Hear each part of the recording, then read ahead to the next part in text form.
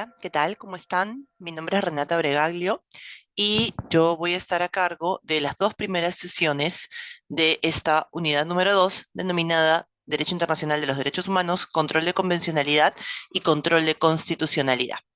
En esta primera sesión conversaremos acerca de los fundamentos de la incorporación del derecho internacional de los derechos humanos en el ordenamiento jurídico peruano. Cuando hablamos de la incorporación o la relación entre el derecho internacional de los derechos humanos en el ordenamiento jurídico peruano, estamos hablando de la interacción entre el derecho internacional y el derecho interno, y específicamente el derecho internacional dedicado a la protección de los derechos humanos.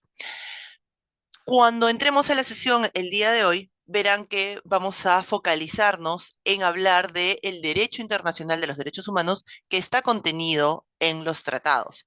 Pero ciertamente los tratados no son la única fuente del derecho internacional. También tenemos, por ejemplo, la costumbre o tenemos los principios generales del derecho internacional.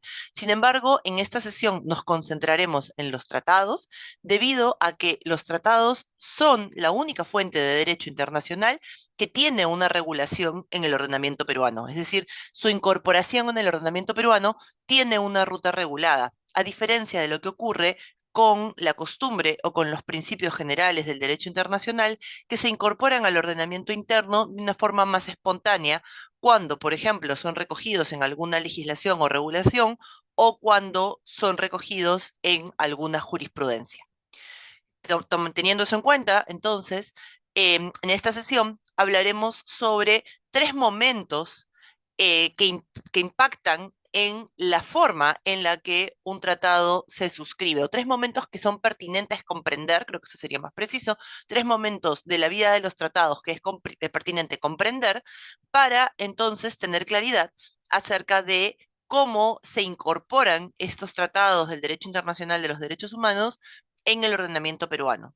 Y esta ruta implica las fases de suscripción, de incorporación y de determinación del rango. Antes de iniciar con cada una de ellas, quisiera que pudiésemos tener presente algunas reglas básicas. Me interesa que podamos a lo largo de esta sesión recordar estas dos reglas porque volveremos a ellas en diferentes momentos. La primera regla es el artículo 26 de la Convención de Viena sobre Derechos de los Tratados de 1969. La Convención de Viena es un tratado que regula las reglas que operan respecto de los tratados, es decir, establece cómo se conforma un tratado, establece cuáles son los efectos de un tratado, establecen las formas de los tratados, cuáles son los principios que lo regulan, qué obligaciones, cuáles son las causales de nulidad, cómo se determina la prevalencia de un tratado sobre otro, etcétera. Y esta Convención de Viena tiene dos reglas que son importantes a efectos de esta sesión, el artículo 26 y el artículo 27. El artículo 26 establece que todo tratado en vigor obliga a las partes y debe ser cumplido por ellas de buena fe. Esto es lo que se conoce como el principio de cumplimiento de buena fe de los tratados o pacta sunt servanda. Es decir, un Estado no se hace parte de un tratado para incumplirlo, sino que debe desplegar sus mejores esfuerzos para lograr satisfacer todas las obligaciones que están establecidas en él. La segunda regla que me interesa traer a esta sesión es el artículo 27 de la Convención de Viena.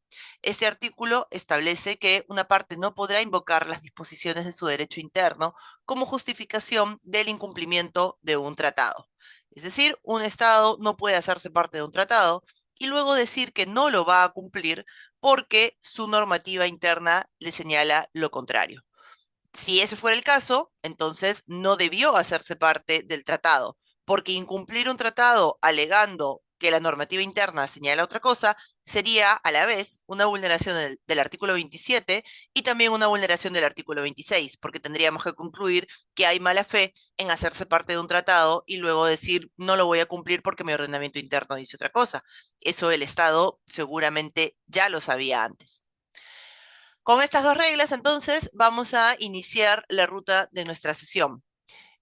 Un primer momento importante para en la vida de los tratados, o mejor dicho, un primer concepto que es importante tener presente y que involucra varias fases de la vida de un tratado, es el de la suscripción. Por suscripción podemos referirnos de manera general a todo ese proceso que va desde que el tratado empieza a negociarse, desde que surge la idea de realizar un tratado y empiezan las conversaciones para decidir cuál será su texto, hasta que el tratado ya ha sido firmado y ratificado por un número determinado de estados y entra en vigor. Entonces, en este gran momento de la suscripción, tenemos la fase de negociación. El tratado, como decía, se negocia, los estados dialogan para decidir cuál será el texto del tratado. La adopción, una vez que se han puesto de acuerdo en cuál será el texto, entonces el tratado se adopta, se determina que ese y no otro será el documento final. Luego, la mayoría de tratados hoy en día utiliza la modalidad de la doble manifestación de la voluntad, es decir, primero se solicita una firma y luego se solicita una manifestación adicional, que es la ratificación, y finalmente el tratado entra en vigor. ¿Cuándo un tratado entra en vigor? De acuerdo a lo que determina el propio tratado, pero generalmente se utiliza la fórmula de establecer que los tratados entran en vigor luego de que haya pasado un tiempo después de un determinado número de ratificaciones. Por ejemplo, un tratado podría establecer que entrará en vigor 6 meses después de que se haya depositado el 10º instrumento de ratificación. No todos los tratados tienen la misma regla, pero generalmente sí piden un número mínimo de ratificaciones y luego establecen un periodo de tiempo. La negociación y la adopción son momentos que se desarrollan en el seno de la organización internacional que está, digamos, acogiendo el debate para el tratado y se regulan por las reglas de esa misma organización. Cómo se van a dar las negociaciones, cómo se van a dar las votaciones, cuándo el texto va a quedar adoptado. La entrada en vigor, por el contrario, se regula plenamente por las reglas que están establecidas en el tratado. Digamos que el primer efecto de ese tratado que se ha adoptado es justamente que determina su propia entrada en vigor. La firma y la ratificación, que es lo que a mí me interesa puntualizar en esta sesión, se regula por el derecho interno de cada estado. Es decir, cada estado que participa en las negociaciones de un tratado y que desea firmar y ratificar el mismo, establecerá en su derecho interno cuáles son las reglas para decidir hacerse parte de un tratado. Es cierto que la firma y la ratificación ocurren en el ámbito internacional. Lo que yo estoy diciendo es que la decisión de hacerse parte del tratado a través de la firma o ratificación o en la forma en la que el tratado lo determine, es una decisión del derecho interno. O sea, cómo un Estado decide que va a manifestar su voluntad para hacerse parte de un tratado, es una decisión del derecho interno. Y como señalo en la diapositiva, las reglas por las que cada derecho interno autoriza la manifestación de voluntad son irrelevantes para el derecho internacional. ¿A qué me refiero con esto? Porque ciertamente esa manifestación de voluntad va a desplegar efectos en el derecho internacional. Si el Estado dice sí, yo me quiero ser parte de este tratado, evidentemente esa decisión despliega efectos en el derecho internacional. A lo que me refiero es a que al derecho internacional le da lo mismo cuál sea la regla que el derecho interno tiene para poder decidir manifestar la voluntad respecto de un tratado. El derecho interno no le va a imponer, el derecho internacional, perdón, no le va a imponer a los estados una única forma para decidir hacerse parte del tratado. Eso es algo que está dejado a la soberanía de cada estado. Lo único que al derecho internacional le importa es que cuando se manifestó esa voluntad a través de la firma o ratificación, entonces el Estado queda vinculado a ese tratado. En el ordenamiento peruano, las reglas para decidir manifestar la voluntad respecto de un tratado se encuentran en el artículo 56 y el artículo 57 de la Constitución. Y una lectura conjunta de estos dos artículos nos permitiría concluir que en el Perú existen tres formas o tres procedimientos o mecanismos o modalidades de manifestación de la voluntad de un Estado respecto de un tratado. Una primera es cuando el tratado versa sobre ciertas materias, por ejemplo, derechos humanos, en lo que importa a esta sesión, pero también, por ejemplo, cuestiones referidas con seguridad o defensa nacional. En esos casos, la Constitución señala que el tratado debe ser aprobado por el presidente más el Congreso. Un segundo tipo de aprobación sería que ocurre cuando se trata de un tratado que no versa sobre estas materias. Por ejemplo, un tratado sobre intercambio de bienes culturales entre estados. Ese tratado podría ser solamente aprobado por el presidente sin intervención del Congreso. Finalmente, tenemos una tercera forma de aprobación que opera cuando el tratado afecta normativa constitucional. Cuando el tratado tensiona o afecta disposiciones de la Constitución, entonces su aprobación tiene que darse por el presidente más el mecanismo de reforma constitucional. Cuando se adoptó la Constitución del 93, algunas personas, un sector de la doctrina, empezó a señalar que el artículo 56 y 57 eran normas que determinaban el rango de los tratados. Esta interpretación no es correcta. Ya más adelante vamos a ver cuáles son las normas que sí establecen o que sí sirven de base normativa para hablar del rango de los tratados. Pero plantear que el 56 y el 57 son normas que determinan rango no es correcto. No es correcto por varias razones. Una primera es que el objetivo de estas normas es simplemente definir cómo vamos a acordar, manifestar la voluntad para hacernos parte de un tratado. Es decir, regula un proceso interno para decidir hacerse parte de un tratado, pero en lo absoluto condicionaría de qué manera ese tratado va a impactar en el derecho interno, es decir, en absoluto la forma en la que se adopta el tratado o en la que se decide manifestar la voluntad para hacerse parte del tratado, podría generar como consecuencia establecer un rango diferenciado. Pero no es el único argumento. Cuando se planteó hace algunos años que el 56 y el 57 eran normas de rango, lo que se planteaba era, por ejemplo, que los tratados aprobados por el Congreso, aquellos que son presidente más Congreso, tendrían rango de ley, y aquellos aprobados por el mecanismo de reforma constitucional tendrían rango constitucional.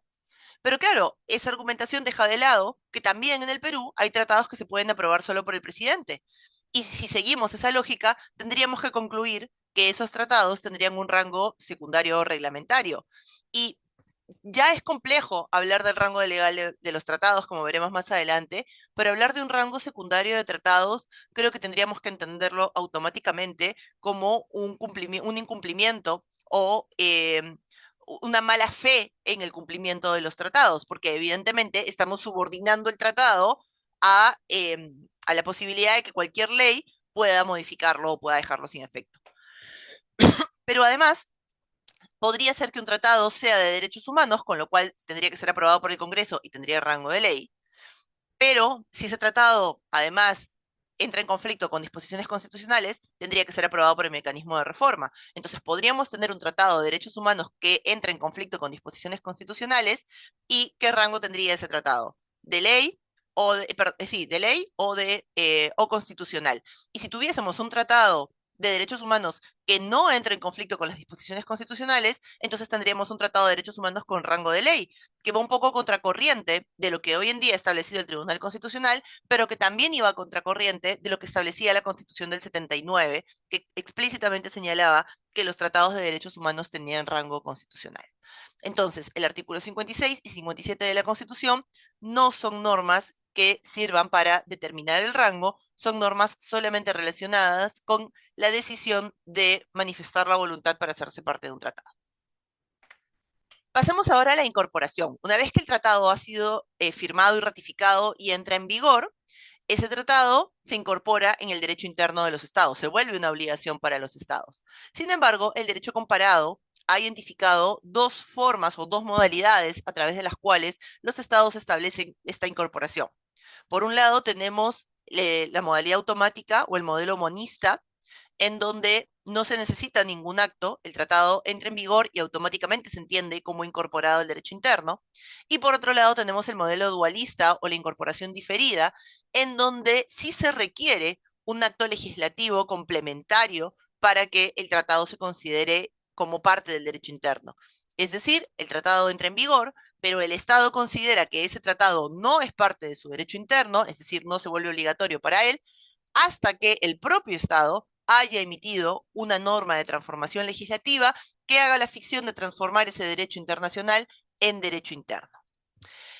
En el Perú, Perú es un país monista, esto de acuerdo con el artículo 55 de la Constitución, que señala que los tratados celebrados por el Estado peruano y en vigor forman parte del derecho interno. La decisión de ser monista o dualista es una decisión del derecho constitucional.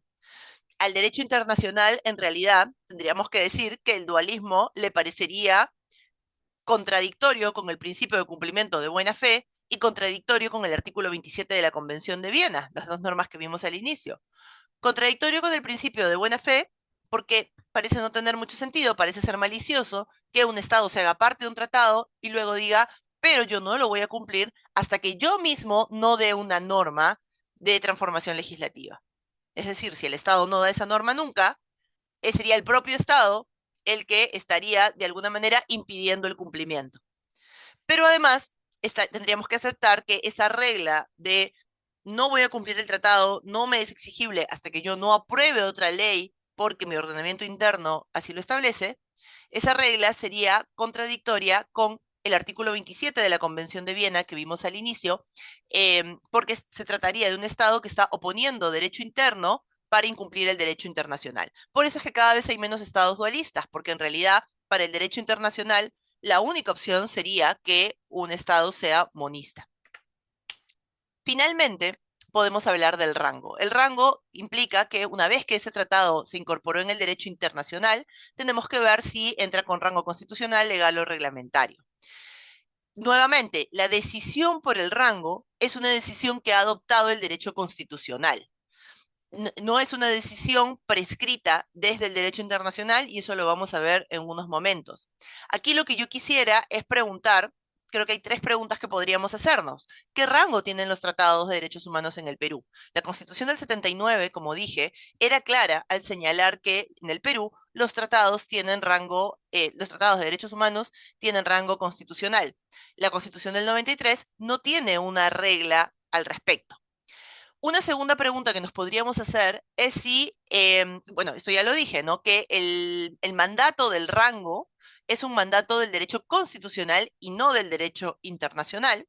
Y una tercera pregunta que nos podríamos hacer es si tiene sentido distinguir tipos de tratados. Y eso se relaciona con la clasificación que el Tribunal Constitucional ha hecho y que veremos en algunos segundos. Entonces, frente a estas tres preguntas, podríamos responder primero la segunda. El rango es una decisión del derecho interno, no del derecho internacional. Y para responder las otras dos preguntas, podríamos primero revisar la clasificación hecha por el Tribunal Constitucional y luego preguntarnos si tiene sentido distinguir los tipos de tratado. ¿Qué ha dicho el Tribunal Constitucional? En el caso Nina Quispe, el Tribunal Constitucional, en ausencia de una norma expresa que determine el rango de los tratados en la Constitución peruana, estableció que los tratados de derechos humanos tienen rango constitucional. Los ubicó en la primera categoría, en donde en primer grado está la Constitución, en segundo grado las leyes de reforma y en tercer grado los tratados de derechos humanos. ¿Cuál es la base normativa de esta postura? La cuarta disposición final y transitoria y el artículo 3 de la Constitución.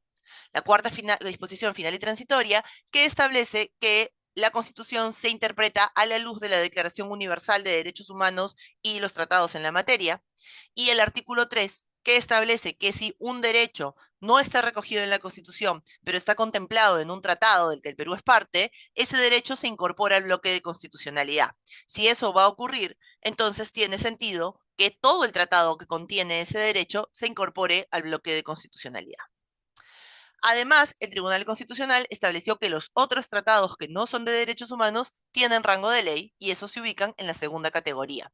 ¿Cuál es la base normativa de esta postura? El artículo 200, inciso 4 de la Constitución, que establece que procede la acción de inconstitucionalidad contra normas con rango de ley, entre los que se encuentran los tratados. El 200, inciso 4 no es una norma de rango, o sea, no es una norma que tenga por finalidad determinar el rango, pero tendríamos que aceptar que es la única norma de la Constitución que menciona el rango de los tratados. Por lo tanto, si algún rango tienen los tratados de acuerdo con la Constitución del 93, es rango legal. Y lo que el tribunal estaría haciendo al determinar el rango constitucional de los tratados de derechos humanos es una excepción a esa regla. Con eso entonces tendríamos respondida la pregunta de qué rango tienen los tratados en el Perú. Pero vemos entonces que el Tribunal Constitucional distingue entre tratados de derechos humanos del resto de tratados y les asigna una jerarquía distinta. Y es aquí en donde yo quiero introducir la pregunta de si tiene sentido hacer esta distinción. Y concretamente haría tres subpreguntas más. Si tiene sentido distinguir, entonces, ¿qué es un tratado de derechos humanos? ¿Cómo distingo, cómo identifico un tratado de derechos humanos frente a otro tratado? Si tiene sentido distinguir, lo siguiente que preguntaría es, ¿tiene sentido jerarquizar? Yo podría decir, bueno, yo puedo distinguir qué es un tratado de derechos humanos de otro, pero ¿tiene sentido poner esos tratados en distintos niveles jerárquicos? Y finalmente, preguntaría si para el derecho internacional tiene alguna validez que un Estado declare la inconstitucionalidad de un tratado, porque el artículo 200, inciso 4 lo permite. ¿Qué ocurriría si es que un tratado fuera declarado inconstitucional y cómo eso impactaría en el derecho internacional? Entonces, para responder estas tres preguntas, yo diría, en primer lugar, que no es posible dar una definición cierta de tratado de derechos humanos. Ciertamente la doctrina y la jurisprudencia han intentado a veces o han utilizado a veces la categoría de tratado de derechos humanos, pero lo han hecho, por ejemplo, para fines de saber si acaso la Corte Interamericana de Derechos Humanos puede utilizar este tratado para interpretarlo. O también podemos decir que los tratados de derechos humanos son aquellos que hacen parte de las familias de los sistemas de protección de derechos humanos, el sistema interamericano, el sistema universal. Podríamos también decir que un tratado de derechos humanos es aquel que explícitamente le reconoce derechos a la persona, es decir, un tratado que empieza diciendo toda persona tiene derecho. Pero realmente estos esfuerzos por plantear una definición nunca han estado relacionados con la idea de jerarquizar tratados de derechos humanos o de decir que los tratados de derechos humanos son más importantes.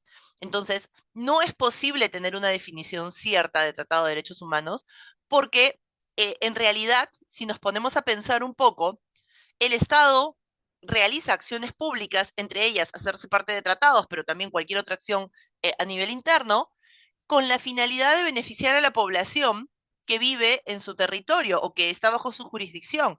El Estado no actúa en beneficio del gobierno, actúa en beneficio de la población del Estado. Y ese beneficio de la población del Estado siempre va a tener un correlato en materia de derechos humanos.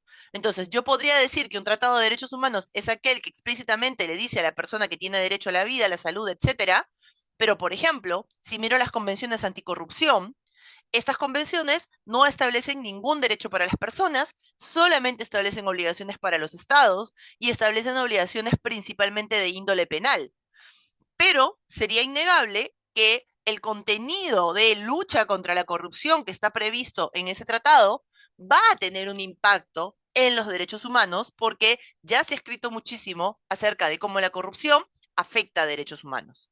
Y si pensar en un tratado de fronteras, también tendría que concluir que ese tratado tiene un impacto directo en el ejercicio de los derechos de las personas, como por ejemplo la libertad de desplazamiento o la nacionalidad. Entonces, no es posible dar una definición de tratado de derechos humanos. El propio Tribunal Constitucional tampoco lo hace en su sentencia. Y más bien yo diría que en diferentes jurisprudencias va incorporando otros tratados que no serían los tradicionales de derechos humanos, justamente porque se da cuenta que todos les sirven en materia constitucional. En segundo lugar, para responder a la segunda pregunta, tendríamos que plantear que no existen rangos entre los tratados. El derecho internacional no trabaja con jerarquías. El derecho interno es un derecho de jerarquías, pero el derecho internacional es un derecho de coordinación. Por lo tanto, no hay una pretensión de determinar que hay un tratado jerárquicamente superior a otro. La única forma de hacer prevalecer un tratado sobre otro es por la temporalidad o por la especificidad. Entonces, el Tribunal Constitucional está distinguiendo y jerarquizando allí donde el derecho internacional no lo hace. Y finalmente, tendríamos que determinar que a partir de eso no es posible dejar sin efecto un tratado por ninguna norma interna. Eh, si justamente los tratados no tienen jerarquía y si justamente no es posible saber qué tratado es superior a otro, pues entonces, ¿cómo podríamos subordinar un tratado a una norma interna? O sea, los tratados no tienen jerarquía, porque justamente están fuera de las reglas de la jerarquía del derecho interno. Entonces, cuando decimos que un tratado va a poder ser declarado inconstitucional, quiere decir que estamos subordinando ese tratado a la jerarquía interna y lo estamos poniendo por debajo de la Constitución. Pero de nuevo, en el derecho internacional no hay jerarquías. Si el Tribunal Constitucional determinase la inconstitucionalidad de un tratado, para el derecho interno ese tratado deja de surtir efectos, pero para el derecho internacional ese tratado es plenamente exigible, porque la única forma de que el tratado ya no sea exigible es que el Estado denuncie el tratado, es decir, deje de ser parte del tratado. Entonces, no tiene un efecto en el derecho internacional la declaratoria de inconstitucionalidad de un tratado. De hecho, el único efecto que tendría es el de determinar o generar claramente responsabilidad internacional, porque el Estado va a decir, ya no tengo que cumplir este tratado porque lo declaré inconstitucional y eso sería un incumplimiento del tratado y un incumplimiento del artículo 27 de la Convención de Viena sobre derechos de los tratados. Entonces, como idea clave de esta sesión, ¿qué podemos decir? Que para el derecho internacional, el único rango posible de un tratado es el de la supraconstitucionalidad. No porque sea una imposición del derecho internacional. Pensemos que estamos hablando de un Estado que soberanamente se hizo parte del tratado y que sabe que se hace parte del tratado para cumplirlo bajo el principio de buena fe. Por lo tanto, pretender subordinar un tratado a que el derecho interno establece otra cosa sería un incumplimiento, sería incumplir este artículo 26 sobre el principio de buena fe y sería desconocer que ese tratado se celebra con otros estados o con otros sujetos de derecho internacional y que por la naturaleza distinta de las obligaciones, justamente porque se trata de un compromiso internacional con otros sujetos de derecho internacional, no se puede subordinar ese compromiso internacional a las reglas del derecho interno. La única manera entonces de que esto funcione es que los tratados tengan rango supraconstitucional. Y cuando digo los tratados, no solamente me estoy refiriendo a lo que podamos entender como Tratado de Derechos Humanos, sino a todos los tratados, porque en realidad todos tienen la misma naturaleza y porque en realidad, como ya vimos, no es posible distinguir qué es un tratado de derechos humanos y qué no es un tratado de derechos humanos, porque al final del día, todos los tratados, así como toda acción del Estado, se va a traducir o debería traducirse en una mejora de las condiciones de vida de las personas. Con eso entonces cierro esta sesión. Les dejo allí una referencia bibliográfica y les recomiendo la lectura del profesor Piero Vázquez sobre la accidentada ruta constitucional de la jerarquía de los tratados en el derecho interno. Muchas gracias.